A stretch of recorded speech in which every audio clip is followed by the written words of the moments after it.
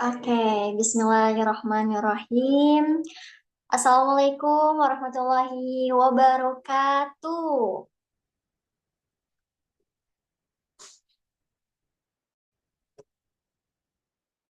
Nampaknya sudah ada 14 orang yang udah bangun ya, morning person banget orangnya gitu. Oke, kita sapa-sapa dulu nih dari 15 orang ini ada siapa aja boleh banget buat nulis chat-chat di kolom komentar ya, biar nanti kita saling sapa. Boleh banget nih ada dari siapa yang pertama yang udah hadir. Kita sapa langsung ya. Dari 16 peserta ini boleh banget tulis siapa namanya terus jawab hadir gitu ya. Boleh banget ya. Sebelum nanti kita mulai ke sesi sharingnya ya teman-teman. Ada dari mana nih? Oke, ada dari Kak Fitri. Halo Kak Fitri, hadir. Masya Allah, luar biasa ya. Semangat banget Kak Fitri. Kak Fitri ini dari kelompok I25C atau I26C nih Kak, kalau boleh tahu. Atau dari temennya pemateri kita nih, kalau boleh tahu. Nih, buat teman-teman boleh banget ya bilang namanya, terus jawab hadir untuk meramaikan suasana pagi hari ini nih teman-teman. Tadi ada Kak Fitri, selanjutnya ini ada siapa lagi ya kira-kira? Oke, dari I26C keren ya. I26C udah pada stay. Sekarang aku mau sapa dulu nih teman-teman dari I25C udah hadir belum ya? Perwakilannya nih, ada nggak ya perwakilannya? Oh, ini ada ada Kak Endah ya dari umum Kak, Masya Allah. Kak Endah ya, wah udah hadir ternyata. Terus lanjut siapa lagi nih teman-teman? Nampaknya udah ada 19 orang, Masya Allah yang udah join. Boleh banget nih di balas-balas komentarnya ya teman-teman. Untuk meramaikan suasana pada hari ini, kita absen dulu dari kelompok I25C. Ada perwakilannya nggak nih teman-teman? Boleh banget ya ditulis hadir absensinya nih ya teman-teman. Tadi ada Fitri dari I26C yang udah hadir. Lanjut dari teman-teman I25C, ada yang udah hadir belum ya? Atau masih pada tidur? Mana nih? Boleh disapa-sapa. Boleh banget ya buat teman-teman I25C. Ternyata nampaknya masih belum ada yang hadir. Apa malu-malu ya ini tuh? Udah 19 orang udah mulai join. Aku sapa ya, ada dari Kak Ardian, ada dari Kak Muniroh, ada dari Kak Aulia, ada dari Kak Fitri, terus ada dari Kak Hipni, terus ada dari Kak Habib, Kak Zahroh, Kak Isni, Kak Karina, terus Kak Muniroh Aini, Lutfia, terus Kak Najril dan Nur Sidikoh, terus ada dari Kak Rindi, Kak Rifa, dan Syahrani. Wih, Masya Allah ya. Nampaknya udah jadi orang morning person banget buat ngedengerin sharing session pada pagi hari ini tentunya. Nah, sebelum kita lanjut ke pematerian, aku mau kenalin dulu nih, karena ada pepatah yang bilang, tak kenal maka tak sayang ya, tak aruf, tak sayang ya teman, tak kenal maka tak kenal gitu. Oke. Kenalin teman-teman, aku Sundari, Uwardi dari I25C sebagai moderator pada sharing session hari ini ya teman-teman.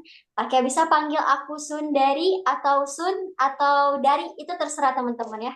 Salam kenal semua teman-teman yang udah hadir pada forum sharing session hari ini. Terima kasih yang udah hadir dan menyempatkan waktunya ya teman-teman. Oke, selanjutnya nih, ini pasti pada penasaran dan bertanya-tanya gitu ya teman-teman. Ini tuh acara apa sih sebenarnya ya teman-teman? Oke, teman-teman, sharing session ini adalah ide kreatif dari kelompok I25C dan I26C untuk membagikan ilmunya ya, untuk mengisi weekendnya agar lebih bermanfaat lagi nih. Kebetulan hari ini kita nggak sendirian ya teman-teman. Tentunya kita ditemani pemateri yang luar biasa juga. Nah, aku mau tanya buat teman-teman sebelum nanti ke pematerian nih, kira-kira ada yang tahu nggak sih pembahasan kita hari ini tentang apa? Boleh banget ya di unmute mic-nya atau enggak teman-teman boleh banget buat tulis di kolom komentar ya. Kira-kira pembahasan hari ini tuh mengenai apa? Boleh banget ya. Oke, iya. Zahroh Tunisa hadir dari I25C. Keren, Masya Allah ya. Terima kasih Kak Zahroh. Terus aku mau tanya nih, kira-kira pembahasan hari ini ada yang tahu nggak sih mengenai apa teman-teman? Kira-kira ada udah baca belum nggak sih poster yang udah kita share teman-teman sebelumnya? Pembahasan pematerian kita mengenai apa? Boleh banget ya. Perwakilan dari kelompoknya atau misalkan dari umum boleh banget buat unmute mic-nya dan juga di kolom komentar boleh banget ditulis ya teman-teman. Ada yang tahu nggak sih kira-kira kita pembahasannya mengenai apa sih? Ayo dong teman-teman boleh banget ya. Ini dari 18 peserta udah ready nampaknya ya buat mendengarkan pematerian atau sharing session pada hari ini. Oke, aku dari tadi bilang sharing session tapi belum menyebutkan tentang tema dan intinya nih. Ada yang tahu nggak sih sebelum nanti aku spill, aku teman. Ada yang tahu belum? Tema dari sharing session kita itu mengenai apa sih? Boleh banget di spill nih di kolom komentar ya teman-teman.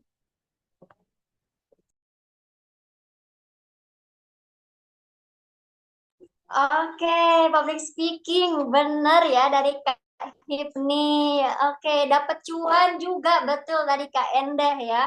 Wah, keren banget. Berarti ada hubungannya antara public speaking dan juga cuan nih. Menarik banget ya. Nah, teman-teman, tema dari atau topik pembahasan dari pematerian kita hari ini adalah mengenai meningkatkan membangun karir dan meningkatkan pendapatan melalui public speaking. Menarik ya, karena public speaking itu dibutuhkan gak hanya kita makan sehari-hari di dunia perkuliahan ya. Kita presentasi menggunakan public speaking. Atau misalkan kita ketika di interview dan diwawancara juga kita harus tahu public speakingnya ya. Gimana cara bisa berbicara dengan orang lain.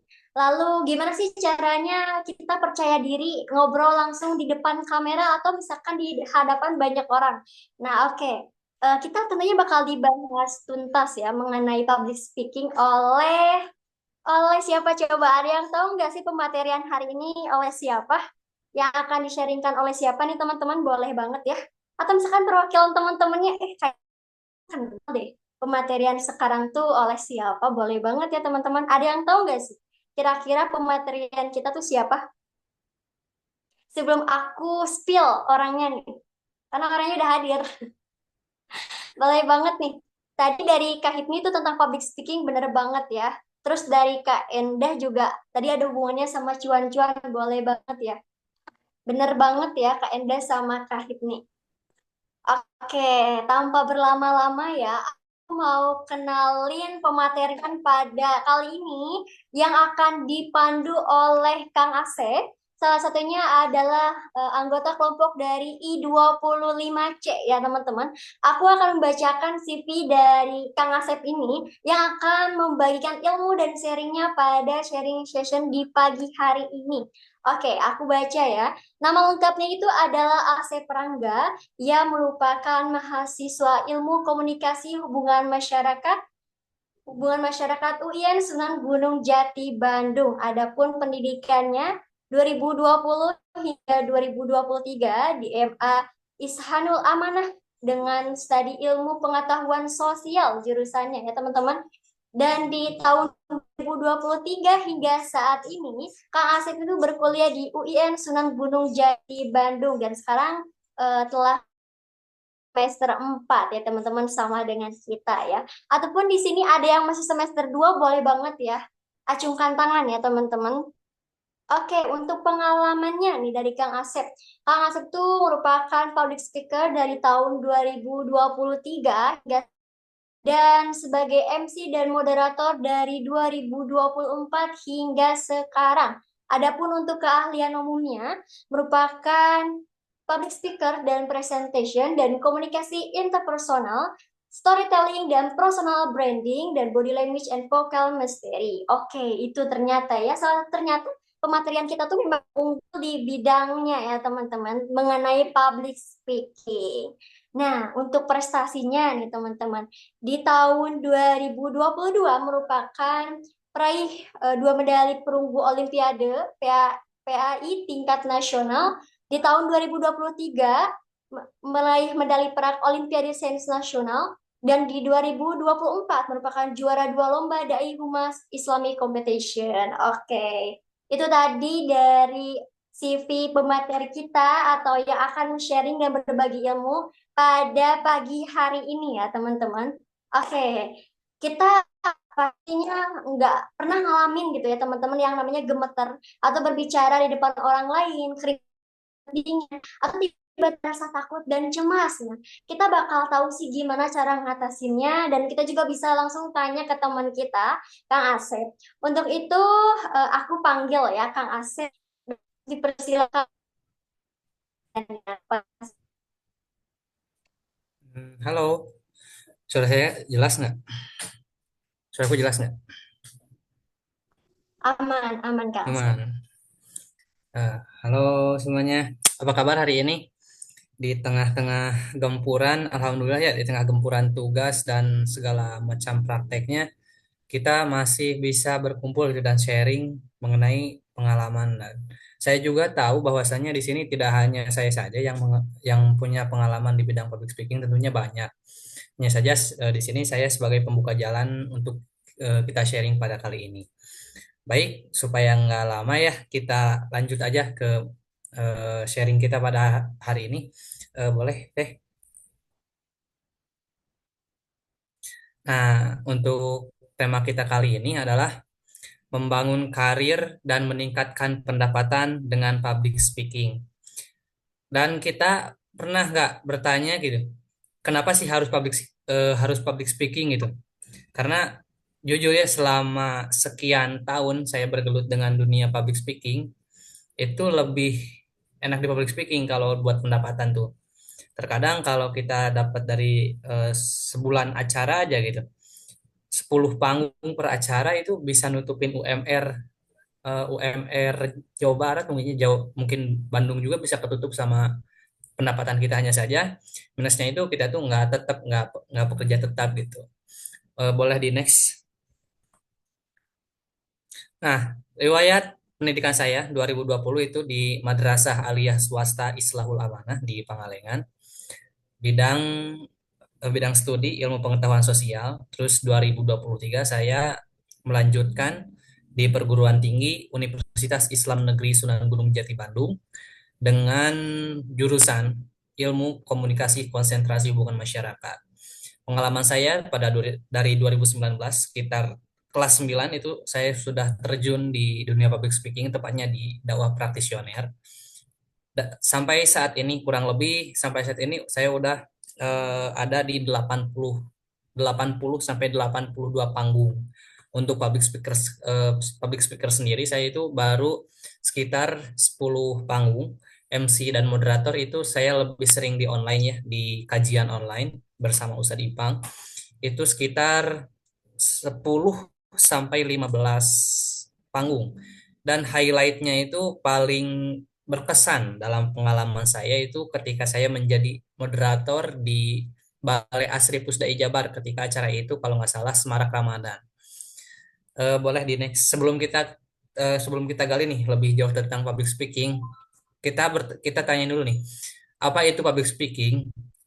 Sebenarnya banyak referensi untuk public speaking ini, tapi saya mengambil referensi dari satu buku yang ditulis langsung oleh eh, dosen saya, Ibu Diah Rahmi Astuti, Esos MSI CPR, yang menjelaskan bahwasannya secara bahasa public speaking itu berasal dari dua kata dalam bahasa Inggris. Yang pertama itu public dan speaking.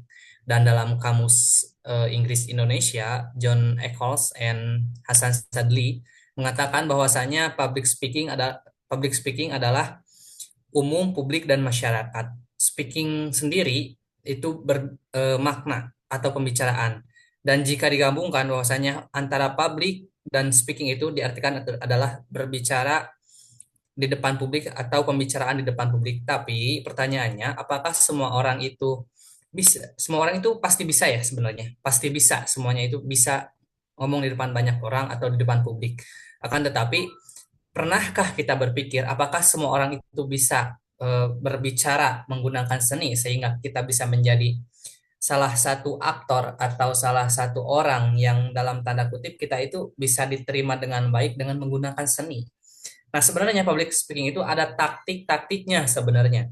Nanti boleh kita bahas di next slide ya, kita sambil storytelling sharing.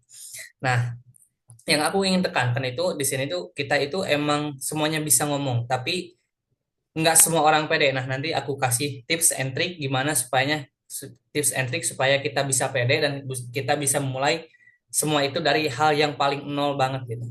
Boleh next. Kenapa harus public speaking? Yang pertama itu meningkatkan kepercayaan diri. Tentunya dengan kita memahami ilmunya, kita itu bisa percaya diri karena kita udah tahu ilmunya.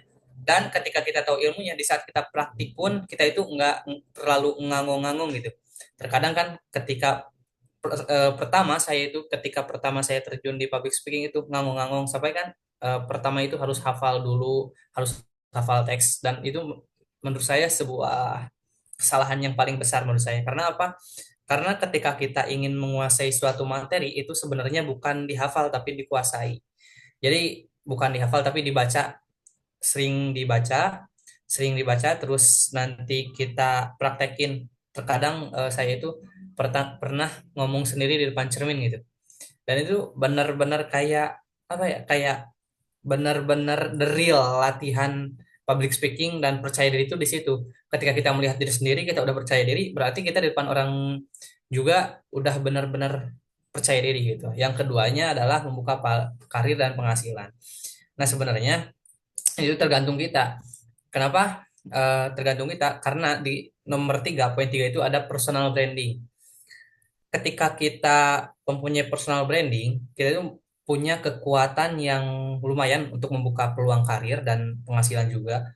Dan yang saya alami itu ketika saya menjadi MC, ketika saya lihat gaji pasaran MC di daerah Jawa Barat itu sekitaran kalau nggak salah itu 500 sampai 1 juta. Dan untuk MC saya sendiri ketika saya jadi MC atau moderator sekali panggung itu sekitaran 950 sampai 1 juta rupiah. Dan ketika buka peluang karir nih, kenapa aku sebutin peluang karir? Karena memang semua perusahaan itu butuh apa namanya? Butuh orang-orang yang cekatan dan pinter ngomong. Ketika kalian aja presentasi proyek kalian, ketika kalian eh, liatin ke siapa sih, ke manajer kalian atau atasan kalian, nih kita punya proyek, saya punya proyek dengan ide seperti ini. Tapi ketika kalian tidak mau ngomong dan diambil oleh teman, diambil oleh rekan kerja kalian, ya udah kita nggak dapat apa-apa gitu. Dan yang selanjutnya adalah modal modal leadership yang kuat. Jadi modal leadership atau kepemimpinan dari public speaking tuh ya karena emang jago ngomong, dia dia bisa ngomong, dia bisa mengeluarkan gagasan-gagasannya dengan baik. Dan jika tidak dan jika tidak sebenarnya semua orang juga bisa jadi leadership yang kuat. Akan tetapi dengan public speaking kita bisa mempunyai power yang lebih karena kitanya kan yang pertama aku tekanin tuh jago ngomongnya dulu. Jago ngomong, ketika jago ngomong kita punya ide, gagasan disampaikan dengan baik dan jelas. Itulah menjadi terkadang kita lihat aja di Pilpres kemarin ya sebenarnya. Kita lihat aja di Pilpres kemarin sebenarnya pas eh, Pak Anies ya, Pak Anies dengan kepintaran public speakingnya dia menyampaikan gagasan-gagasannya dan tidak walaupun tidak sedikit orang yang mencemooh, tapi menurut saya beliau itu salah satu public speaker yang dalam tanda kutip public speakingnya itu udah bagus, bagus banget malah. Oke, bisa next slide. Manfaat public speaking yang pertama di dunia kerja ya. Yang pertama itu menambah nilai diri dalam dunia kerja yang aku tadi sampaikan. Bahwasanya ketika kita ada gagasan, kita bisa ngomongin ke atasan kita itu menjadi salah satu modal yang benar-benar kuat gitu. Karena memang ada orang yang punya gagasan dia nggak mau ngomong. Ada yang bisa ngomong tapi dia agak punya gagasan.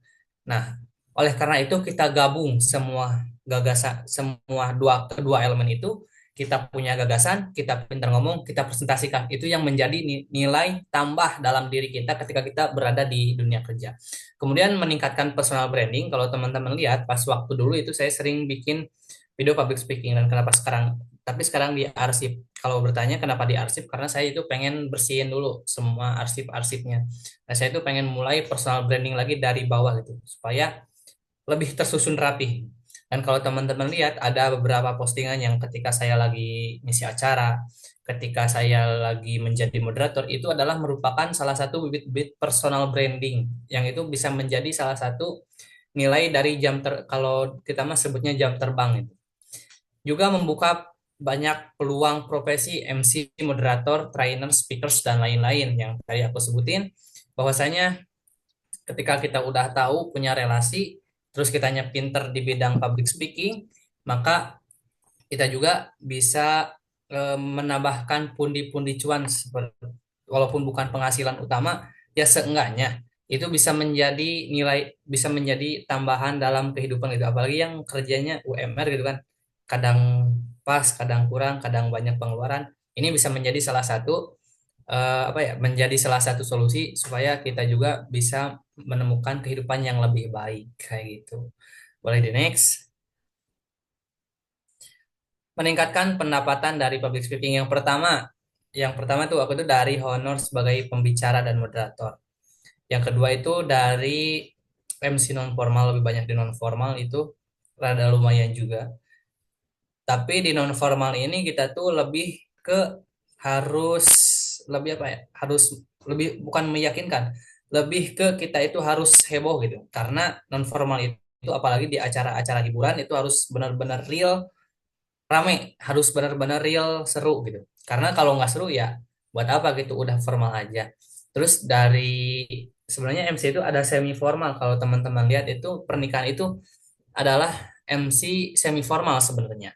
Karena di sana ada interaksi juga lewat bersama audiens. Kalau misalnya MC formal itu jadi ya udah, bukan hening, lebih ke enakan aja, lebih ke hening gitu. Terus juga hikmat, hikmat banget gitu kalau MC formal. Terus kerjasama brand dan influencer, sebenarnya ini tuh ketika kita bisa udah ngebangun personal branding nih, kita udah punya personal branding, terus nanti tidak sedikit dari influencer, dari brand kita itu menjadi influencer dari sebuah brand, kita jadi apa ya sebutnya, konten kreator, atau kita tuh lebih menerima endorse meyakinkan untuk meyakinkan dan juga untuk menjual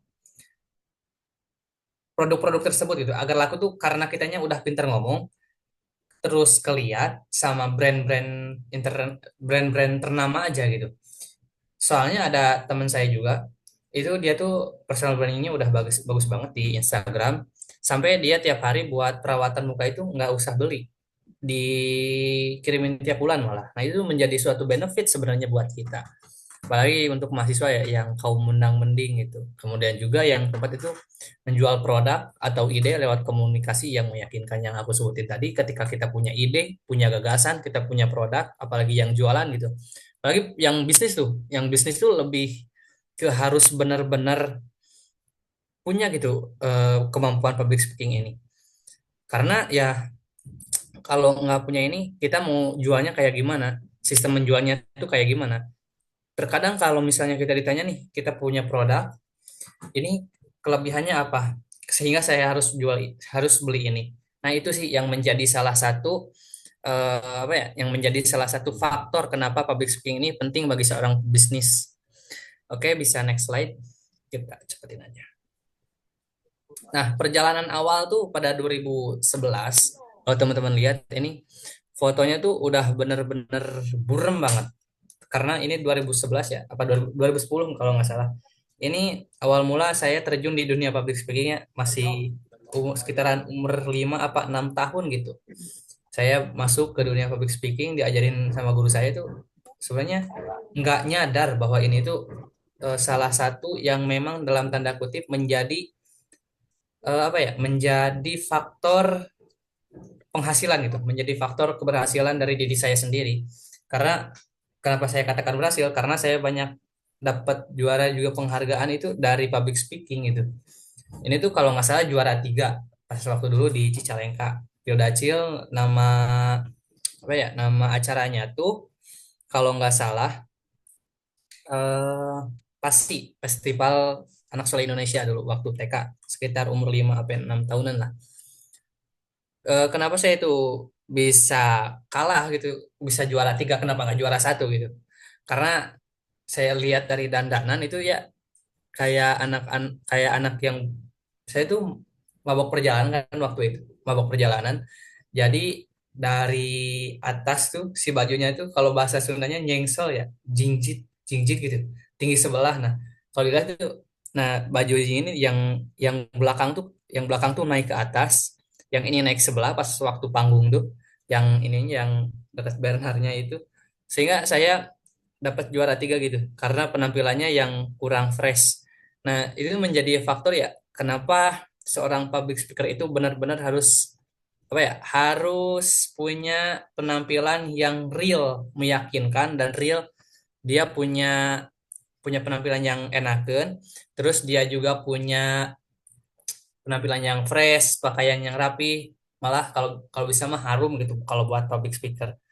Kita mau dengar kayak gimana kalau seorang pembicaranya aja, kalau kitanya aja ketika kita jadi seorang pembicara gimana orang mau dengerin kalau kitanya juga kurang bersih gitu, atau kalau bahasa Sundanya mah teu berseka. Kemudian pada tahun 2019 saya meraih juara pidato bahasa Indonesia kategori putra tingkat gugus. Ini kalau nggak salah itu di di kelas 9 before COVID ya. Before COVID tuh saya ikutan dulu nih di bulan Ramadan, dan ini tuh masih ingat saya berjuang dengan beberapa puluh sekolah di tingkat gugus. Dan kenapa saya bisa pede terus terus aja ikutan, karena ikutan terus-terusan itu bisa membuat kita percaya diri itu karena pengalaman gitu. Karena kesempurnaan itu datang dari pengalaman sebenarnya. Dan kesempurnaan datang karena pengalaman itu karena ketika ada suatu kesalahan kita itu bisa introspeksi diri, bukan introspeksi diri, kita bisa bebenah lagi dan meniti perjalanan itu tidak semudah apa ya, tidak semudah yang difikirkan gitu. Jadi public speaker juga butuh perjuangan. Saya juga nggak konyong-konyong jadi seorang public speaker, nggak konyong-konyong jadi dakwah praktisioner, nggak konyong-konyong jadi MC dan moderator, tapi ada proses yang harus dilewati.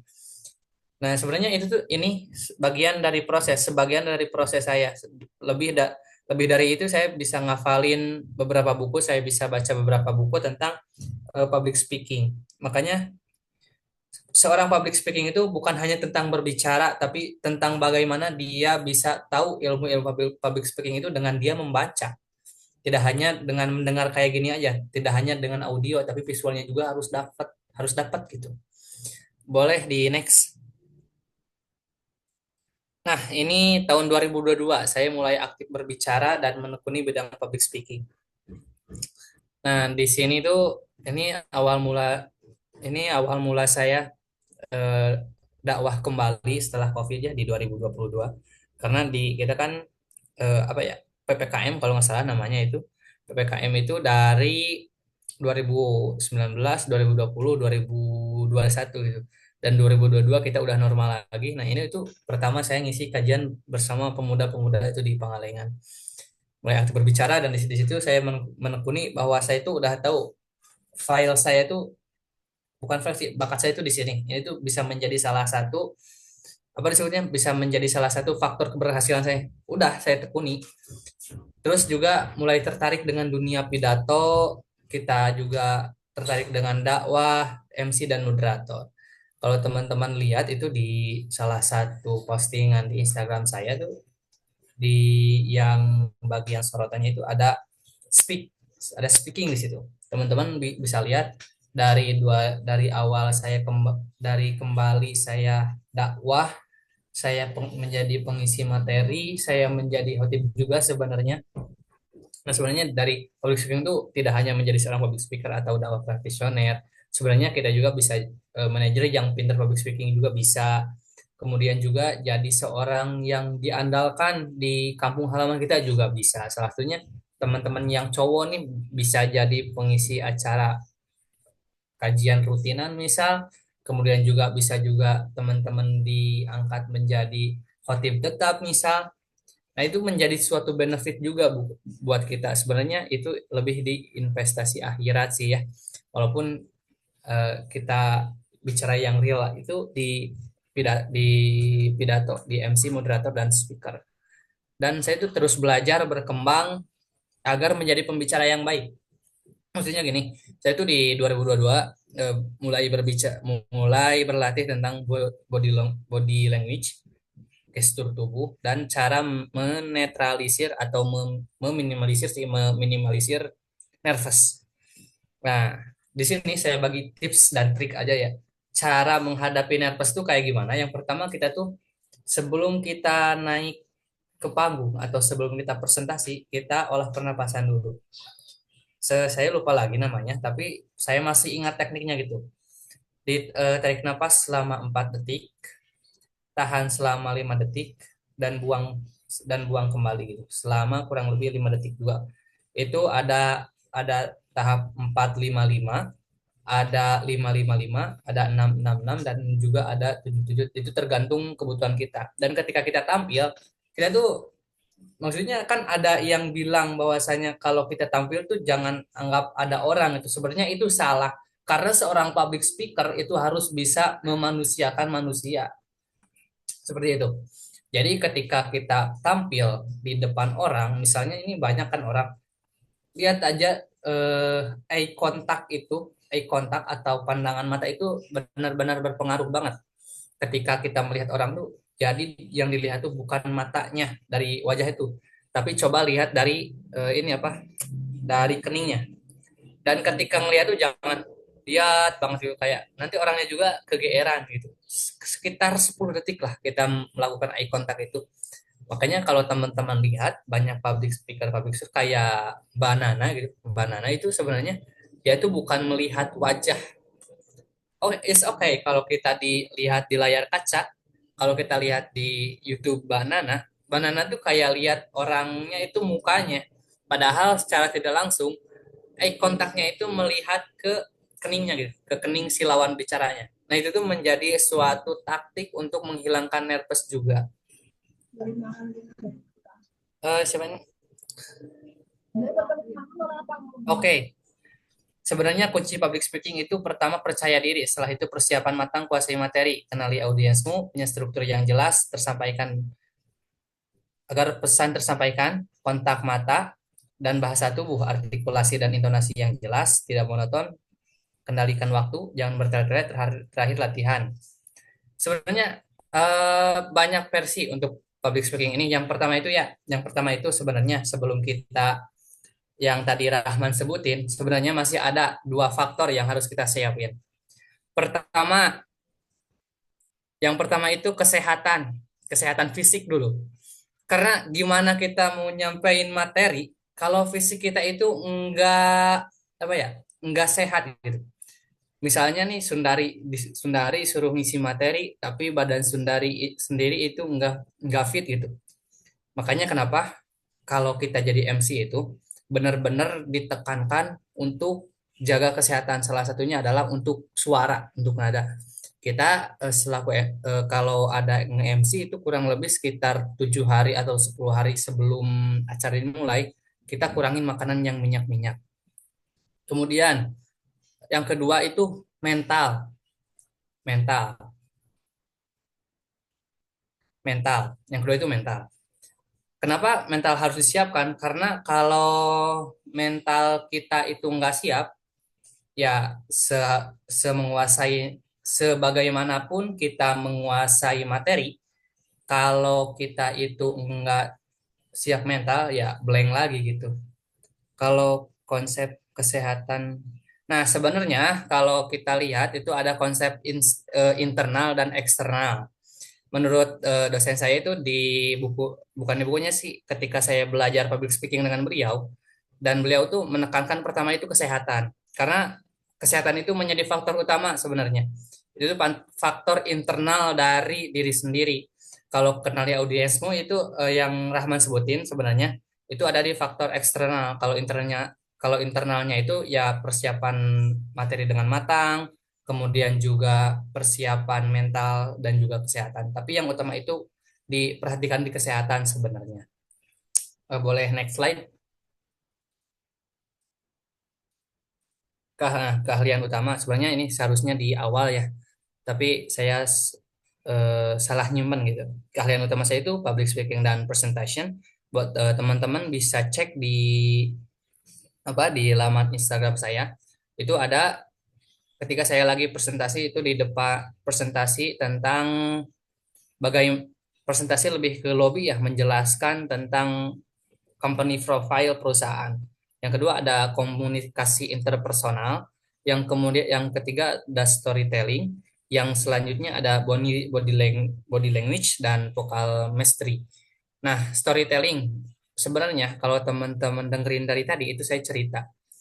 Nah, cerita itu adalah cerita tersebut disebut dengan storytelling dalam public speaking itu. Jadi ketika kita berbicara ada salah satu pembicaraan yang bisa kita ambil maknanya gitu. Maksudnya kita ambil maknanya dari cerita itu kita bisa ngambil apa? Misal dari tadi cerita aku banyak banget perjuangan, banyak banyak banget perjuangan yang memang dalam tanda kutip dari awal mula mengetahui dari awal mula terjun, kemudian kenal dengan public speaking, kemudian juga kenal dengan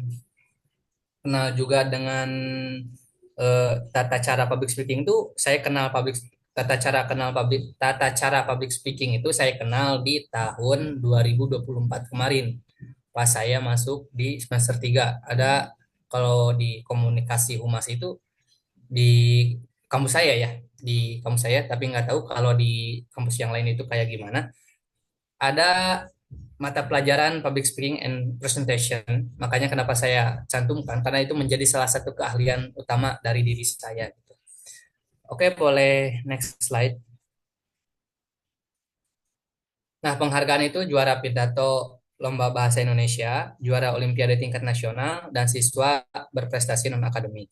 Dan kalau kita lihat dari pengalaman, sebenarnya teman-teman juga banyak yang berpengalaman termasuk banyak juga nanti yang bertanya-tanya seputar public speaking. Sebenarnya itu menjadi pengalaman juga. Nanti kita di sini itu bukan hanya tentang saya nyampaikan materi, tapi saya itu pengen mancing teman-teman bercerita bagaimana tentang pengalaman teman-teman. Oke, boleh next slide. Oh, habis. Mulailah berbicara karena kesempurnaan datang dari keberanian. Pertama, jangan pernah ragu untuk mencoba. Nah, kalau teman-teman pengen sharing lebih lanjut, nanti kan ini waktunya terbatas ya. Hanya hanya 1 jam 30 menit. Ada hanya 1 jam 30 menit. Jadi nanti kalau teman-teman pengen sharing lebih lanjut, boleh DM ke Instagram. Kalau enggak, ini ada kontak WhatsApp-nya. Nah itu aja biar nggak lama bisa kita sharing sekarang. Teman-teman bisa nanya atau teman-teman bercerita bagaimana teman-teman itu bisa mengetahui public speaking. Teman-teman bisa apa ya bisa terjun ke public speaking, bisa tahu public speaking, bisa mengetahui public speaking itu asal mulanya dari mana, terus teman-teman juga tahu nih cara-cara public speaking lebih dari lebih dari yang aku sampaikan itu pasti ada karena versi itu banyak sebenarnya banyak versi yang menyebutkan bahwasanya public speaking itu tidak hanya dari satu orang bahkan kalau aku lihat di buku formula komunikasi aja itu lebih dari satu tokoh sebenarnya kalau kita lihat. Nah, mungkin itu aja. Saya kembalikan kepada Sunari. Terima kasih. Oke, terima kasih ya untuk pemaparan materinya mengenai public speaking. Nah, teman-teman, misalkan teman-teman greget nih mengenai tips and triknya, boleh banget ditanyakan ya kepada Kang Asep untuk langsung dijawab. Boleh di kolom komentar ataupun mau langsung nanya dan berinteraksi atau berbagi pengalaman mengenai public speaking, boleh banget ya. Jadi mungkin dari tadi pemaparan yang masih belum ngena banget ya. Itu boleh ditanyain biar nanti kita dibahas tuntas ya teman-teman. Oke, aku nggak akan batasin orang yang buat bertanya. Cuman dari sekarang aku dipersilakan kepada teman-teman untuk bertanya ya teman-teman mengenai public speaking. Kayaknya ini ada sesuatu yang belum kebahas deh. Kayaknya aku masih penasaran nih sama tadi tips and triknya yang dari nol tuh kayak gimana. Boleh banget ya teman-teman. Oke, aku bantu bacain ini ada pertanyaan dari dari Yulia Rahman. Oh, ini cerita ya. Teman-teman nggak harus juara dikatakan jago public speaking. Nggak harus pernah juara biar bisa public speaking. Betul. Public speaking bisa terbentuk dari keseharian kita. Sehari-hari kok nggak harus ikut lomba dan tetap semangat. Oke, itu kasih kata-katanya nih dari Kang Yulia Rahman ya. Oke, Masya Allah banget ya. Itu pelajaran yang bisa dipetik juga nih teman-teman ya. Jadi nggak harus juara, nggak harus jago public speaking. Yang penting kita udah terbiasa ngobrol sama seseorang itu kita udah berlatih berkomunikasi ya teman-teman. Oke, selanjutnya ini dari Kak Endah yang mau nanya nih. Kan aku tertarik nih pembahasan. Ya, ini karena ada peluang bisa kasih cuan tambahan. Menurut Kak Asep, ada nggak sih tanda kalau kita tuh sebenarnya memang nggak cocok untuk menggeluti kerjaan ini, untuk cari pendapatan? Misal merasa nggak menarik secara visual, jadi lebih baik cari kerjaan di balik layar nih, yang nggak ketemu orang. Atau Kak Asep ada pandangan lain? Hatur nuhun, gimana tuh Kak Asep? Mau langsung dijawab atau ditampung dulu? Boleh deh, boleh, boleh. Sebenarnya yang pertama itu ya saya apa ya menanggapi dulu ya yang siapa sih yang atas tuh. Nah itu aja. Aku tanggapin dulu ya. Sebenarnya emang iya gitu, nggak terpaku pada pada juara. Sebenarnya public speaking itu terbentuk dari diri kita sendiri sebenarnya. Bagaimana kita menjadi seorang public speaker itu atau seseorang yang pintar public speaking dengan cara apa ya? Dengan cara latihan, dengan cara kita berinteraksi juga sebenarnya itu bisa menambahkan menambahkan pengalaman dan wawasan sebenarnya. Ketika kita berbicara bersama banyak orang, sebenarnya di suatu forum juga gitu, forum kecil, itu bisa termasuk ke public speaking. Karena kita tuh berbicara dengan banyak orang. Dan public speaking itu ya benar terbentuk dari keseharian kita sendiri, tidak terpaku pada lomba, tapi bagaimana kita bisa membentuk diri kita menjadi seseorang yang pintar public speaking itu. Entah itu dengan kita latihan, dengan kita cara baca-baca buku, entah kita dengan berinteraksi dengan banyak orang, sebenarnya itu sih. Kemudian sebenarnya ada kalau tandanya itu sebenarnya yang banyak itu banyak sih sebenarnya tanda-tandanya. Salah satunya ketika tidak merasa cocok, terkadang kita tuh susah dalam latihannya. Terkadang kita agak susah dalam latihan, walaupun kita latihan, tapi tetap sih masih blank, masih gimana gimana gimana gitu.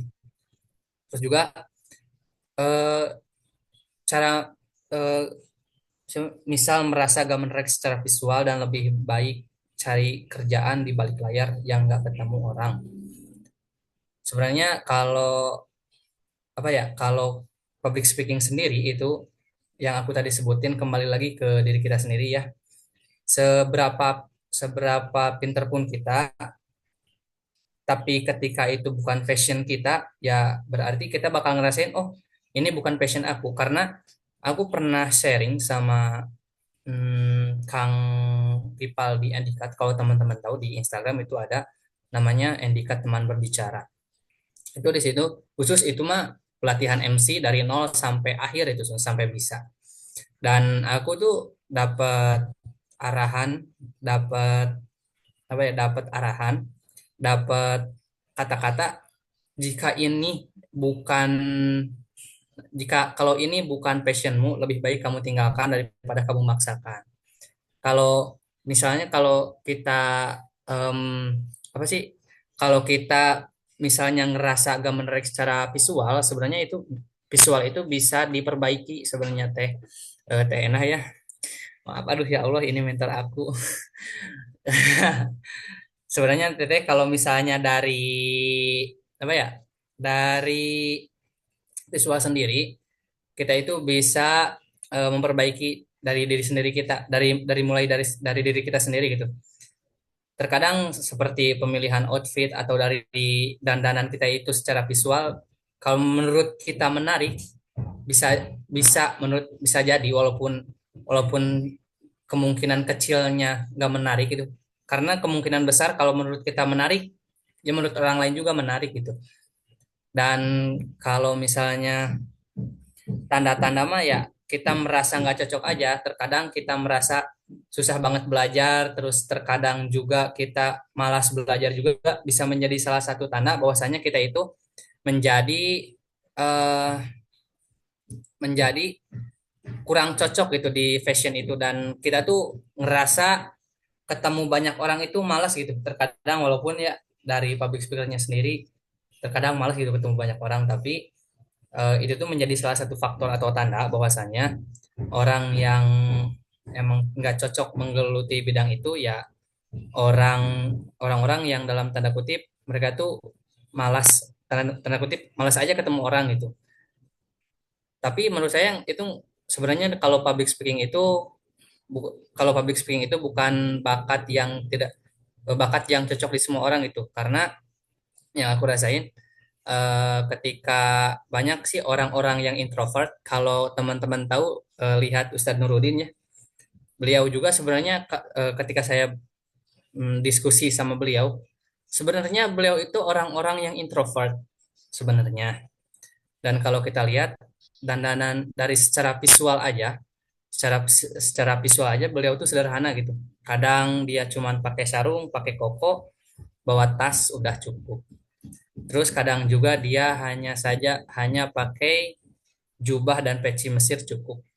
Dan kalau misalnya ngerasa nggak cocok, ya udah kita cari bakatnya aja. Kita cari bakatnya aja. Terus juga kita cari yang pertama itu cari bakat. Kita ambil bakatnya, kita ambil pengalamannya dari diri kita sendirinya, khususnya di bidang public speaking. Dan ketika di dunia kerja sebenarnya nggak ada yang nggak cocok sebenarnya kalau di dunia kerja itu. Nah, mungkin itu sih. Kalau misalnya ada yang kurang, boleh disanggah atau misalnya mau ditambahin atau kurang puas dengan jawabannya, boleh ditanyain lagi gitu. Baik, terima kasih ya. Semoga bisa menjawab atau dari teman-temannya langsung mau menambahkan. Boleh banget ya. Misalkan deh ada yang kurangnya dari pembahasannya boleh banget. Atau misalkan dari teman-teman yang lain boleh nih yang ingin bertanya atau misalkan langsung ngobrol sama Kang Asep juga boleh atau di kolom komentar nih Kak. Oke, ini dari Kak Aulia ya. Kak izin bertanya, ada nggak sih teknik public speaking antara MC dan MC formal dan non formal? Soalnya yang aku tahu hanya dari segi bahasanya aja dan cara berbicaranya aja. Terima kasih. Boleh langsung dijawab ya, Kang Asep, perbedaan MC non-formal dan MC formal. Jadi yang kalau dia tahu tuh hanya dari segi bahasanya saja. Mungkin ada tahu dari Kang Asep yang lain, tips and triknya juga boleh banget nih, Kang. Silakan. Eh, Baik, terima kasih Kak Aulia Nabil Ramadhani ya. Terima kasih udah bertanya ya.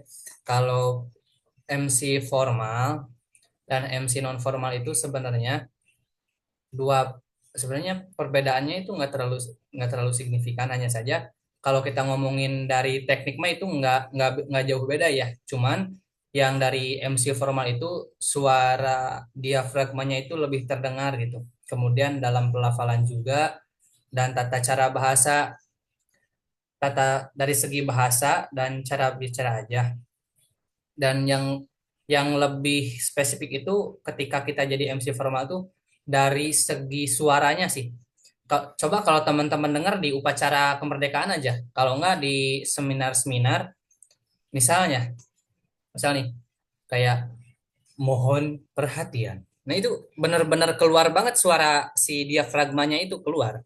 Tapi kalau misalnya MC formal itu ya lebih ke heboh kalau teman-teman lihat di hiburan kayak kita sapa-sapa apa kabar semuanya. Nah itu tuh lebih ke riang gembira, kemudian juga lebih kalau non formal ya, kalau non formal itu lebih ke riang gembira, dan juga kalau misalnya non formal itu lebih ke banyak ngajak audiensnya untuk berbicara.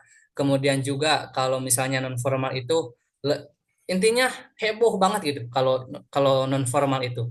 Dan kalau MC formal itu lebih khidmat dan kita dengerinnya misalnya dari beberapa beberapa referensi juga kalau kita dengar di upacara kenegaraan, di acara-acara kenegaraan, kalau kita lihat di seminar-seminar speaking seremonial seminar gitu ya. Sebenarnya suka ada seremonial formal dulu sebenarnya kalau ada seminar itu ada salah satu ada juga yang apa sih? Ada juga yang seminar itu walaupun forumnya non formal sebenarnya dari pemaparan yang non formalnya itu sebelum mohon maaf sebelum acara non formalnya dimulai ada seremonial formal misalnya kita dengerin dari segi suaranya itu lebih dari perut kemudian dari bahasanya itu formal kemudian suasananya khidmat itu kalau MC formal kalau MC non formal itu yang pertama kita lebih banyak berinteraksi dengan audiens, kemudian bersemangat, kemudian juga heboh. Itu sih yang menjadi pembeda yang terlihat banget gitu. Yang terlihat banget dari sisi yang paling kelihatan dari sisi umumnya gitu. Kalau misalnya ada teman-teman yang tahu juga lebih lebih dari itu, teman-teman yang lebih tahu dari MC yang lebih senior ada yang ikut, boleh tuh ditambahin itu. Karena yang saya tahu itu gitu. Yang saya dengerin pas waktu saya belajar MC formal dan non formal tuh kayak gitu.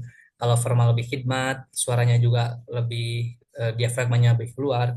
Kemudian dari pelafalan bahasa juga itu pakai intonasi nada yang ada intonasi kayak mohon perhatian kami ucapkan terima kasih kepada Bapak. Nah, kayak gitu kalau MC formal. Kalau MC non formal lebih ke ada intonasi nadanya lebih ke bersemangat gitu. Kalau intonasi nada yang non formal itu lebih ke bersemangat, kalau non formal ya kalau formal itu lebih ke khidmat kayak gitu aja sih. Yang lebih yang terlihat banget gitu. Itu di sisi itu. Kayak gitu. Oke, Kak, semoga bisa terjawab ya pertanyaannya dari dari Kak sebentar, Kak Aulia ya. Oke, selanjutnya nih dari Kang Rahman. Halo Kang, dari yang aku tangkap nih dari pemaparan barusan mengenai kesempatan menambah pendapatan ini, yaitu personal branding akan mengantarkan kepada terbukanya kesempatan job yang ada. Nah, pengen tahu Kang, waktu awal menata karir itu, Kang Asep sendiri itu gimana ya? Apakah kita harus langsung menetapkan tarif dan melabelkan diri kita sebagai speaker? Atau gimana ya, Kang? Thank you, Kang. Sebelumnya langsung aja ya, Asep dijawab. Eh, benar ya? Enak duduknya. Eh, aku itu orang itu ada yang introvert dan extrovert, oke. Ada orang yang introvert cenderung pendiam, ada. Nah, apakah orang yang introvert itu bisa memungkinkan menjadi, oh yang atas ya, oh itu mah hidup nih ya Allah. Kita lihat dulu ya yang atas, maaf. Oh ini ya. Halo Kang, dari yang aku tangkap pemaparan barusan mengenai kesempatan menambah pendapatan ini, yaitu personal branding yang mengantarkan kepada kita terbukanya kesempatan-kesempatan job yang ada. Nah, pengen tahu Kang, waktu menata awal karir Kang Asep sendiri itu gimana ya? Apakah harus langsung menetapkan tarif dan melabelkan diri kita sebagai speaker atau gimana ya Kang? Kalau saya yang pertama itu kita lihat dulu sebenarnya tarif-tarif tarif dari beberapa kalau kita mau masang tarif sebenarnya ya. Kalau kita mau masang tarif kita lihat dulu di beberapa beberapa bukan tanggapannya, beberapa referensi yang menjadi kekuatan kita bahwa tarif kita itu sebagai pemula tuh di situ segitu. Kalau misalnya aku tuh nggak terlalu melabelkannya, lebih ke aku tuh sering sharing aja sama teman gitu, sama teman-teman yang mungkin kemarin juga sempat sharing sama anak-anak kuliah tentang public speaking. Dan aku juga pernah kok awal-awal itu nggak dibayar gitu, jadi maksudnya aku tuh diundang ke sebuah acara gitu, offline gitu. Nah, itu tuh nggak dibayar pernah tuh, pernah. Saya jadi moderator nggak dibayar pernah. Aku jadi MC nggak dibayar juga pernah. Dibayar cuma 50.000 juga pernah. Dalam dalam dalam artian kalau aku sendiri itu awalnya nggak masang tarif. Awalnya itu nggak masang tarif, cuman Aku tuh lebih ke ya ya udah kita kita sharing pengalaman aja gitu. Aku juga lebih ke nambahin jam terbang. Terus kalau misalnya melabel diri kita sebagai speaker itu nggak terlalu juga ya. Dan aku juga pernah dapat honor cuman 500.000 gitu ketika dulu aku jadi pendakwah pada semester 2023, masih ingat, 2023 akhir. Aku tuh dapat job yang dalam tanda kutip itu tuh jauh ya, jaraknya jauh, tapi dikasihnya itu cuman sekitar 500 ribuan lah, sekitar 500 ribuan. Itu acaranya itu acara gede gitu. Tapi di situ aku tuh ngerasa nggak pantas gitu, karena pertama dakwah ya, dakwah itu kan nggak boleh dijual belikan, dakwah itu nggak boleh diuangkan ya, maksudnya nggak boleh dipatok harga tuh kalau dakwah. Karena menurut saya dakwah itu bukan sebuah pekerjaan, dakwah itu sebuah kewajiban. Ya udahlah, saya ambil itu, saya datang ke, saya oke saya datang itu, sampai saya bingung kan kalau misalnya dengan perjalanan sekian jam saya pakai motor itu capek banget. Dan saya tuh punya temen yang alhamdulillah dia itu dalam tanda kutip orang yang menengah ke atas gitu ya, menengah ke atas dia itu. Saya tuh berencana pinjam mobil ke dia tuh, pinjam mobil. Saya berbincang-bincang dengan orang tuanya. Saya bilang lah, saya cuma punya uang segini. Dan yang bikin saya terkejut waktu itu ya, waktu pertama saya itu belum sempat seramai ini gitu. Seramai ini jawabnya itu nggak seramai ini, entah itu di dakwah atau di speaker atau di MC dan moderator. Yang bikin saya kaget, nggak si orang tuanya itu nggak nerima uang dari saya gitu, uang sewa mobil dan uang bensin, malah saya dikasih. Dan orang tuanya tuh sempat bilang, dan saya masih ingat, jangan jangan disewa mobil, mobil pakai aja, pilih aja mobil yang mana yang mau kamu pakai. Dan juga saya udah isiin bensin. Dalam artinya apa? Artinya ketika kita menjadi seorang pemula yang speakers, it's okay kalau misalnya teman-teman pengen simpen bahwa kita sebagai public speaker di laman Instagram atau di LinkedIn, itu bisa, benar-benar boleh banget itu. Dan bisa melabeli kita sebagai speaker boleh banget. Tapi dalam tanda kutip jangan pernah matok harga dulu. Terkecuali teman-teman udah punya referensi yang benar-benar kuat gitu. Ini nih dari web ini bahwasanya aku tuh mas speakers junior tuh segini tarifnya, dan MC junior tuh tarifnya segini, pemula tuh segini, awal webinar tuh segini. Nah, itu bisa menjadi salah satu referensi untuk apa ya? Untuk bukan pembayaran ya, untuk pasang tarif tuh di situ gitu. Dan kita jangan jangan apa ya? Jangan pernah, maksudnya tuh bahasa Sundanya mah tong bauan gitu. Jangan pernah melihat ketika kita datang ke sesuatu apa ya? Ketika kita datang ke suatu acara terus kita ngelihat duitnya dulu, jangan tuh. Jangan pernah sekali-kali kayak gitu. Aku saranin. Karena apa? Karena pandangan orang terhadap kita itu ada di first impression, ada di pandangan ada di awal pertemuan gitu. Kalau kita di awal pertemuan aja udah ngomongin duit, berarti kedepannya tuh kita tuh jadi pandangan orang tuh berarti ngundang si ini mah duitnya harus gede. Nah mungkin itu ya. Jadi yang pertama itu kita tuh boleh nyebutin diri kita seorang speakers. Boleh kita nyebutin diri kita sebagai seorang MC, boleh-boleh saja. Kemudian juga kalau misalnya pengen ada perangkat pendukung, ya udah kita bahas tipis-tipis dulu tentang public speaking itu, bahas tipis-tipis tentang MC dan moderator. Kemudian juga kalau dari segi tarif, jangan, menurut aku ya, saran aku mah dari diri aku sendiri, jangan dulu pernah mematok harga atau tarif. Ia pun kalau pengen pun mematok harga, coba teman-teman cari referensi yang memang dalam tanda kutip itu bisa meyakinkan orang yang mengundang itu dengan, oh, dengan harga ini, dengan harga ini, dengan harga ini. Nah mungkin itu aja sih Sun. Kalau misalnya ada yang mau nambahin boleh, karena ini kan lebih ke sharing ya. Boleh, boleh, bener banget ya Kang Asep. Dari Kang Rahman, gimana? Sudah terjawab atau dari teman-teman sendiri ingin menambahkan? Boleh banget ya soal pemaparannya. Langsung nih Kang Asep, kita ke pertanyaan selanjutnya nih dari Kang Hipni. Kang Asep, apakah mau bertanya? Kan orang itu ada yang introvert dan juga extrovert. Yang introvert itu cenderung pendiam ya? Nah, apakah orang yang introvert itu memungkinkan bisa menjadi seorang public speaker yang baik, bisa pede lah dan yang lain? Saya langsung jawab, Asep ya. Bisa banget. Orang yang introvert itu bisa banget. Kang Hipni bisa banget. Kalau Kang Hipni simak ya tadi saya nyebutin Ustadz Nuruddin itu. Ustadz Nuruddin itu sebenarnya orang introvert awalnya, tapi dia bisa menguasai panggung gitu dan kalau menurut saya bahasa beliau itu sederhana dan mudah dimengerti. Beda kayak saya gitu yang ngomongnya muter-muter. Dan kalau misalnya kalau tips and triknya ya lebih ke latihan aja ya, lebih ke latihan terus kita baca-baca juga dan banyak banget lah. Intinya banyak banget faktor yang bisa kita seorang introvert itu menjadi ekstrovert itu bisa banget. Nah, karena kalau yang aku tahu ya, setahu aku orang yang jago komunikasi adalah orang yang introvert dan orang yang jago sosialisasi orang yang ekstrovert. Dalam tanda kutip tidak ada yang mustahil seseorang yang introvert itu menjadi seorang pembicara yang hebat dan handal kayak gitu Sun. Oke, Masya Allah ya, itu jawabannya dari Kang Asep buat Hipmi. Oke, kita langsung naik ke pertanyaan selanjutnya dari Habib nih ya, Asep. Aku bacain ya, pertanyaannya lumayan sedikit panjang.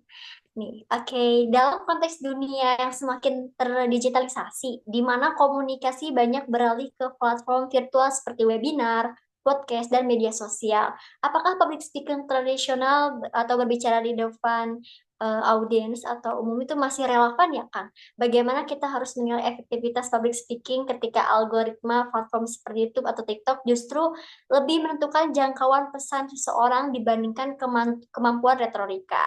Apakah keterampilan public speaking konvensional seperti kontak mata, intonasi, dan bahasa tubuh masih memiliki nilai yang sama dalam era di mana konten bisa diedit ulang atau dipotong, bahkan digantikan oleh AI? Boleh kan Asep langsung dijawab ya? Yang pertama, yang pertama itu dalam konteks digital ya sebenarnya masih relevan karena kalau kita lihat banyak seminar-seminar yang kita temuin di dalam maupun di luar kampus itu masih tatap muka secara langsung gitu.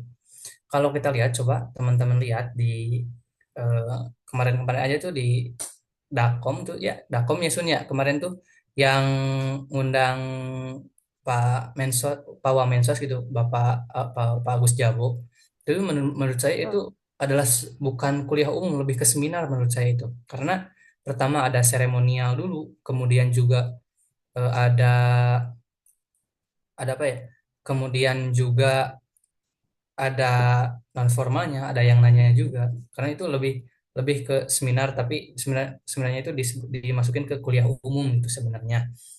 Kemudian juga,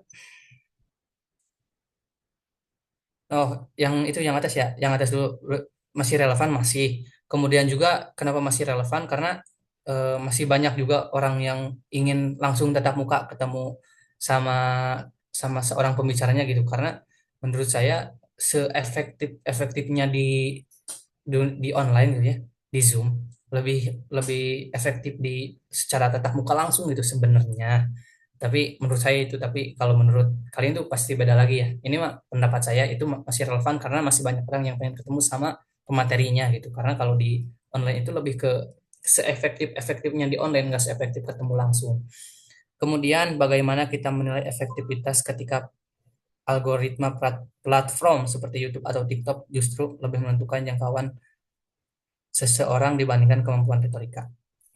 Ini nih yang kedua nih sebenarnya jangankan saya ya sebenarnya dengan dunia digital ini jangankan saya sekalipun guru besar ilmu komunikasi kemarin saya nanya ke Bu Peti ya ke salah satu dosen saya Ibu kenapa orang yang buat konten edukasi itu kalah sama orang yang buat konten joget-joget nah sebenarnya jangankan saya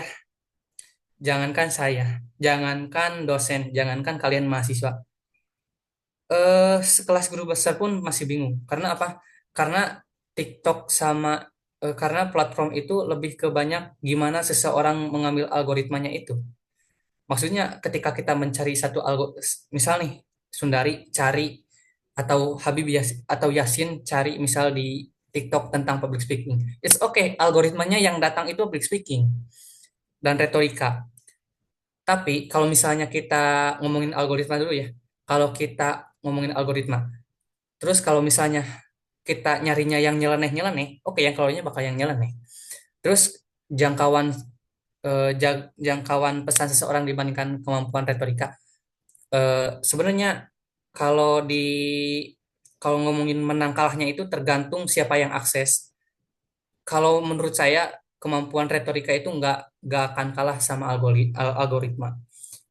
Tapi kalau kalau menurut saya itu nggak kalah sama yang retorika itu nggak kalah sama algoritma sebenarnya. Selagi selagi kitanya itu kalau kita posting-posting kan itu algoritmanya bakal naik ya. Kalau kita di platform tuh. Saya juga pernah dulu itu naikin konten di Instagram itu ada bisa yang naik view-nya sampai sampai 2.000 sampai 3.000 yang diarsip itu. Karena karena saya algoritmanya di postnya itu di sore gitu. Dan ternyata ketika saya buka di akun Instagram saya yang lain dalam tanda kutip itu tuh nggak apa ya, nggak disimpan gitu. Maksudnya nggak di follow. Terus di teman saya juga, ih mana FYP, lu kamu FYP gitu, kamu itu masuk FYP kemarin di Instagram. Ngebahas apa? Kalau nggak salah saya itu ngebahas di analisis audiens kalau nggak salah waktu itu. Di analisis audiens yang benar, sumpah di screenshot ternyata benar itu ada di ternyata benar saya itu masuk ke FYP orang gitu FYP temen aliyah saya gitu walaupun kita tuh nggak saling follow cuman dia tuh langsung ngechat gitu jadi Bib sebenarnya kalau ngomongin kita algoritma itu tergantung siapa yang akses siapa dan apa yang dia akses kemudian juga kalau kita ngomongin retorika akan kalah sama algoritma nggak bakal kalah sebenarnya nggak bakalan kalah kalau kita berusaha naikin algoritma itu ketika kita berusaha naikin algoritma itu ya udah kita tuh bakal ya udah si jago retorika ini bakal tetap naik itu si kemampuan retorika ini tetap bakal naik dan tetap bakal ada kemudian apakah public speaking konvensional seperti kontak mata intonasi dan bahasa tubuh masih memiliki nilai yang sama dalam era di mana konten bisa diedit diulang dipotong bahkan digantikan oleh AI masih apa masih memiliki nilai. Karena apa? Karena kalau kita ngomongin AI dari intonasi aja, dari intonasi gitu, dari intonasi, it's okay kalau dari segi pelafalan itu benar, tapi dari intonasi itu kalah sebenarnya sama seorang public speaker. Karena seorang public speaker itu bisa mengendalikan intonasi dari mulai turun, naik, datar, dari naik, datar, turun itu masih bisa tuh seorang manusia dan itu tidak bisa dimiliki oleh AI. Mungkin itu aja sih. Gimana, Bib? Kalau misalnya kalau masih kurang paham bisa ditanyain lagi. Oke, Masya Allah ya. Jawabannya luar biasa banget ya dari Kang Asep. Semoga Habib bisa terjawab ya pertanyaannya. Oke, cukup. Makasih Kang Asep. Selanjutnya nih Kang, ada pertanyaan dari Kak Rindi. Halo Kak, izin bertanya, gimana sih tipsnya untuk membangun hubungan dengan audiens supaya bisa hidup suasananya? Bahkan di saat pertengahan materi, sudah terlihat ada audiens yang kurang tertarik terhadap apa yang kita sampaikan. Gimana caranya buat narik kembali perhatian audiens supaya fokusnya tuh ke kita? Boleh langsung ya, aku juga. Oke, jawab langsung ya. Oke, Rini sebenarnya kalau kita ngomongin tips and trick dari audiensnya itu pertama tuh kita tuh ajak komunikasi dua arah dulu. Makanya kalau teman-teman lihat ketika kita ada acara itu suka ada apa sih namanya? Ice breaking ya. Ice breaking itu sebenarnya buat narik audiens lagi. Kemudian juga gimana supaya supaya narik audiens ya. Pertama tuh bisa selipin humor, kemudian bisa ngajak ngobrol, bisa juga kita lebih ke lakuin komunikasi dua arah. Dan semuanya itu ketiga faktor itu nggak boleh hilang sebenarnya. Ketiga faktor itu nggak boleh hilang. Karena ketiga faktor inilah yang membuat gimana sih eh, efektivitas komunikasi kita bersama audiens itu terbangun dengan baik apa enggak. Kalau saya sendiri itu lebih ke apa ya? lebih ke nyari nyari perhatian tuh lebih ke nyari pertama tuh dihumorin dulu, bukan nggak dihumor sih, lebih ke komunikasi dua arah dulu. Misalnya nih kayak tadi, eh, apa kabar semuanya, sehat, sehat alhamdulillah, kita masih bisa bertemu. Kemudian juga bisa dikasih humor juga. Kalau misalnya kita, misalnya, aku nih ada pantun nih mau dengerin nggak, nah itu tuh sebenarnya bisa narik audiens sebenarnya. Kemudian juga dari eye contact kita terhadap audiens juga itu berpengaruh.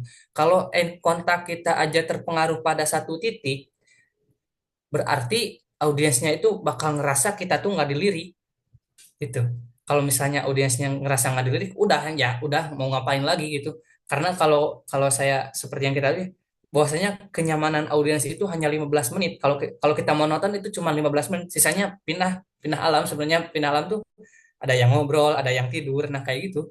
Sebenarnya efektif. Nah, dengan 15 menit itu gimana gimana caranya setelah 15 menit itu kita efektif lagi. Entah itu mau ditambahin humor, komunikasi dua arah, atau gimana pun itu caranya bangun suasana dengan audiens lagi. Itu sih sebenarnya. Jadi, kalau gimana cara narik narik fokusnya lagi, yang pertama itu bisa selipin humor, ajak ngobrol, kemudian juga eye contact, dan juga kita perhatiin audiensnya. Ya, eye contact itu perhatiin audiens, dan juga jangan lupa, kita bangun suasana yang hangat lah sama audiens. Itu sih sebenarnya kalau dari pengalaman aku mah. Tapi nggak tahu kalau pengalaman yang lain mah gitu. Oke, terima kasih Kang Asep. Pertanyaannya semoga bisa terjawab ya dari Kak Rindi. Oke, selanjutnya ini ada pertanyaan dari Teh Dewi. Aku tuh mau nanya Kang Asep, jadi aku kalau lagi ngobrol atau presentasi nggak bisa langsung eye contact sama atau ngelihat jidat pun nggak bisa katanya. Seringnya lihat ke atas atau ke bawah sampai dimarahin cutting pas oprek. Soalnya kalau eye contact bakal grogi atau salting sendiri jadi ambiar. Yang mau disampaikan banyak orang tuh banyak yang ketinggalan katanya. Gimana caranya Kang Asep? Baik, langsung dijawab ya. Eh, ini sebenarnya di nervous sebenarnya ya. Jadi sebelum kita ngobrol, usahain tata mental dulu, kuatin mental kita dulu.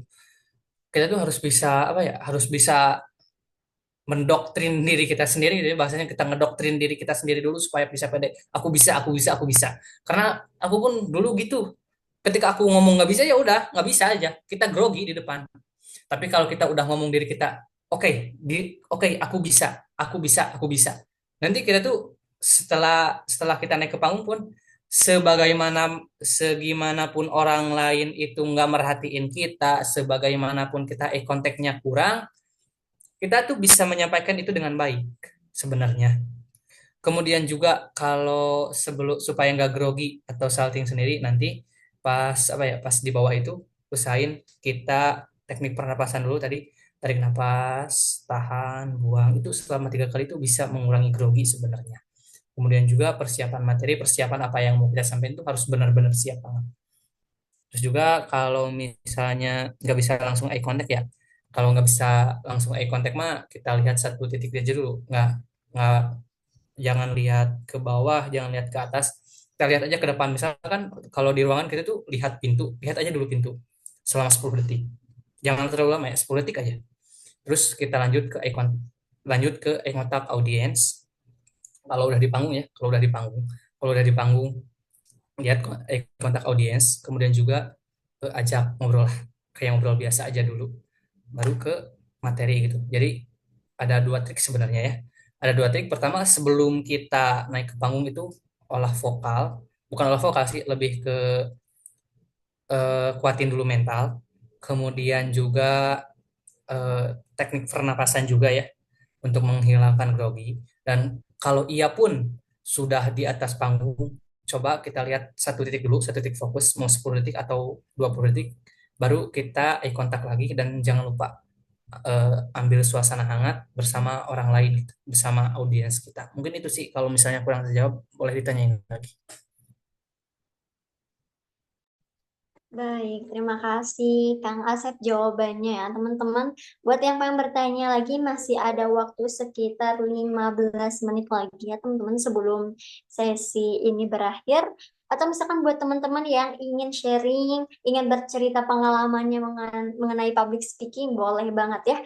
Ditunggu di forum sharing session ini teman-teman. Oke, gimana teman-teman yang pertanyaannya Teh Dewi sudah, oh yes, terima kasih Kang, aku bisa katanya. Wah, luar biasa ya pematerian hari ini. Masih ada waktu sekitar 14 menit lagi teman-teman sebelum sharing session ini berakhir. Buat teman-teman yang masih pengen bertanya mengenai public speaking, atau misalkan rasa kekhawatiran dan ketakutan yang biasanya teman-teman alamin saat presentasi di kampus, atau misalkan saat tidak menguasai materi itu kayak gimana gitu kan teman-teman. Boleh banget ya, teman-teman boleh banget buat bertanya ataupun mau cerita pengalamannya soal mengenai public speaking, boleh banget. Oke, ini tadi pertanyaannya ada dari Teh Dewi yang terakhir ya. Selanjutnya mungkin dari kelompok I26C, ditunggu lagi pertanyaannya ya. Boleh banget nih. Ada dari Teh Dewi tadi yang udah bertanya, ada dari Kak Hipni, terus ada dari Kak Habib, terus ada dari Kang Rahman, terus ada dari Teh Aulia, sama ada dari Teh Endah. Boleh banget buat teman-temannya yang masih penasaran, kayaknya greget deh. Aku tuh masih pengen ada yang ditanyain, boleh banget ya teman-teman. Sebelum nanti kita akhiri sharing session pada hari ini ya teman-teman. Atau misalkan dari Asep udah menyiapkan praktek nih, misalkan buat public speaking kayak gimana, boleh banget nih Sep buat langsung dipraktekin dari apa yang tadi Asep sampaikan. Misalkan contoh MC non formal atau formal, atau misalkan pembukaan bridging ketika kita presentasi itu seperti apa gitu prolognya. Terus ketika seseorang gimana sih belum menyiapkan pematerian untuk presentasi, biasanya kan itu konteksnya mereka membuka HP, membaca materi. Nah, itu ada tips and triknya nggak sih, Kang, buat teman-teman yang presentasi masih buka HP, presentasi masih ngeliat sepenuhnya seperti membaca ya, membaca ulang pematerian, bukan seperti presentasi. Atau misalkan ketika saat menjadi MC itu MC yang salah satu partnernya tuh lupa nih acara selanjutnya atau kayak gimana saling ingetinnya, boleh Asep dibahas. Sebenarnya tadi saya mau nanggapin dulu yang enak ya. Sebenarnya saya tuh baru kepikiran banget gitu. Dan saya juga barusan lihat, bukan lihat ya. Jadi keinget dulu pas saya ngerasa pas awal saya mesantren itu bahwa ini tuh bukan passion saya gitu. Yang pertama tuh kecemasan berlebihan ketika saya ingin bertemu dengan audiens tuh ya, kayak apa ya, kayak gemeternya tuh lebih-lebih, kalau disebutnya sih apa sih, anxiety kalau nggak salah. Anxiety ini benar-benar tuh gemeter banget. Kemudian juga kadang kita itu agak sulit buat nata kata gitu, mengatur kata. Kemudian juga kita sering kehilangan fokus ketika kita mau ngomong di atas tuh, kita tuh udah nyiapin nyiapin materi, tapi belum aja lupa. Dan itu kejadiannya sering sering kejadian gitu.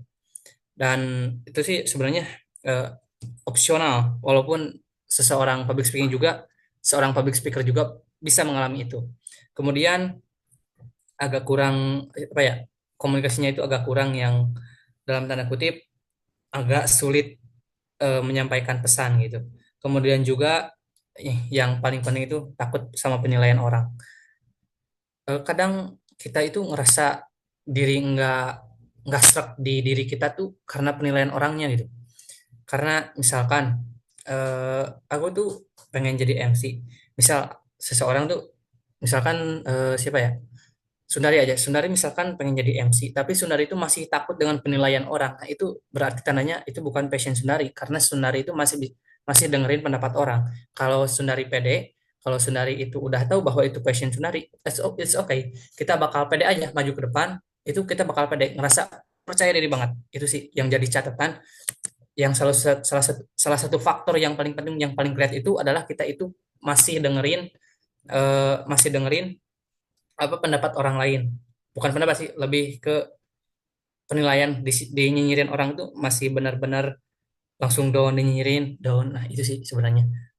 Makanya kenapa seorang public speaker itu harus kuat mentalnya itu ya kayak gitu. Kemudian juga mungkin sebagai closingan juga, ketika kita mau presentasi, ketika kita mau menjadi seorang pembicara, usahakanlah kita membaca gitu ya, membaca entah itu beberapa kali, entah itu 10 atau 15 kali itu usahakan baca, usahakan minimal hamin satu tuh udah dibacanya segitu gitu, hamin satu minimal, nggak jangan dadakan supaya nggak blank banget. Kemudian juga kalau kita misalnya buat yang mau terjun ke dunia public speaking, mulailah dari sekarang, mulailah berbicara, mulailah kembangkan personal brandingmu karena dan jalaninlah prosesnya, nikmatin prosesnya karena tidak ada sesuatu hasil yang instan. Sekalipun itu mie instan, tapi harus diproses melalui masak, direbus, dan lain sebagainya. Begitupun dengan kita manusia, ketika kita ingin menjadi sesuatu, ketika ingin ketika kita ingin berada di suatu posisi atau di suatu cita-cita, usahakanlah nikmati prosesnya. Karena di dalam proses inilah kita bisa tahu apa yang akan terjadi ke depannya. Mungkin itu aja sih, Sun. Dan selebihnya mohon maaf ya jika dari tata bahasanya yang kurang, kemudian juga pemaparannya yang masih berbelit-belit, it's okay. Karena di sini kita semua masih karena kita semua di sini belajar, masih belajar semuanya, termasuk saya juga masih belajar di sini. Saya juga mencari pengalaman, di sini saya juga mencari wawasan, di sini juga saya mencari teman. Nah, mungkin itu pemaparan dari saya. Kalau misalnya ada pengen next sharing, next ngobrol, itu tadi udah ada ya di PPT slide akhir, ada eh, kontak person itu, bisa DM lewat Instagram, bisa chat lewat WhatsApp. Terima kasih semuanya. Semoga sehat semuanya dan kita berdoa semoga apa yang kita cita-citakan atau kita ingin menjadi seorang public speaker itu menjadi suatu cita-cita yang bisa digapai dengan mudah gitu. Walaupun prosesnya sulit tapi mudah-mudahan mudah. Terima kasih. Assalamualaikum warahmatullahi wabarakatuh. Saya kembalikan kepada Sundari. Oke, baik, terima kasih ya Asep yang sudah berbagi ilmu pada hari ini. Luar biasa ya, ternyata teman-teman di sini excited semua untuk bertanya apa yang terjadi selama mungkin dinamika perkuliahan ketika presentasi atau misalkan ingin menjadi seorang MC ya teman-teman. Izinkan saya untuk membacakan kesimpulannya.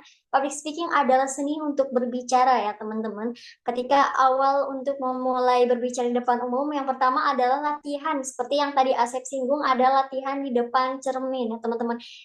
Terus yang kedua adalah banyak membaca ya teman-teman. Karena semakin kita dengan banyak membaca buku, semakin banyak olah kosakata yang kita hafal dan kita ketahui ya teman-teman.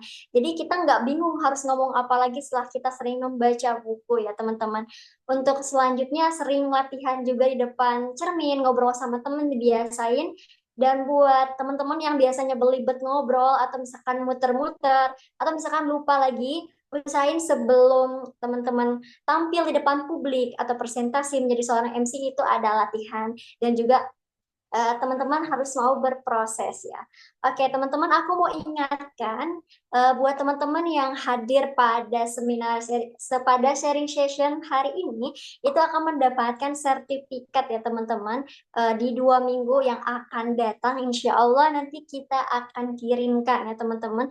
Jadi buat teman-teman, terima kasih yang sudah meluangkan waktunya untuk berbagi ilmu dan sharing. Dan aku juga mau ingatkan kepada teman-teman kepada awardee BSI Scholarship kalau besok itu kita akan melaksanakan post test ya teman-teman. Jadi diingatkan kembali untuk seluruh awardee BSI Scholarship kita besok akan mengerjakan post test. Oke, sebelum aku tutup nih teman-teman, kita foto dulu ya, foto bersama-sama. Kita foto diharapkan buat teman-teman seluruhnya on kamera ya, untuk dokumentasi ya teman-teman. Diharapkan untuk on kamera. Dimohon kepada Teteh admin boleh ya dibantu untuk capture gambar. Boleh Bang. Oke Ini teman-teman saya diharapkan. bersedia.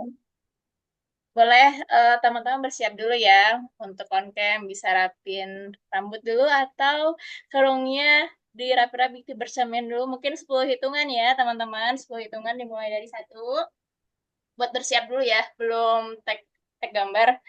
Dua, tiga, 4, 5, 6, 7, 8. Oke, ini ada adik teteh ikut nimbrung juga. 9, 10. Oke, kita mulai ya. Insya Allah ini satu layar semua masuk, tapi mungkin kita 2 kali jepretan dipandu dan 3 hitungan. Senyum semuanya, bergaya. 1, 2, 3. Sebentar, sebentar, bersabar guys, bersabar. Sekali lagi, sekali lagi.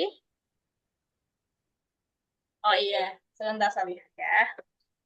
Hitungan ketiga, 1, 2, 3.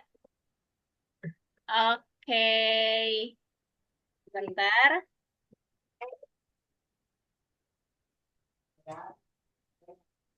Oke, baik. Atur nuhun teman-teman semua. Nanti insya Allah dikirim ya ke grup peserta. Dikembalikan ke MC Teh Sundari. Oke, terima kasih buat teman-teman yang udah hadir. Kita tutup dengan membacakan hamdalah bersama-sama. Alhamdulillahirabbil alamin. Terima kasih buat teman-teman, semoga bermanfaat ilmunya. Cukup sekian dari kami. Mohon maaf bila ada kesalahan kata dari kami. Sekian buat teman-teman, boleh pada keluar ya. Assalamualaikum warahmatullahi wabarakatuh. Terima kasih, Kak.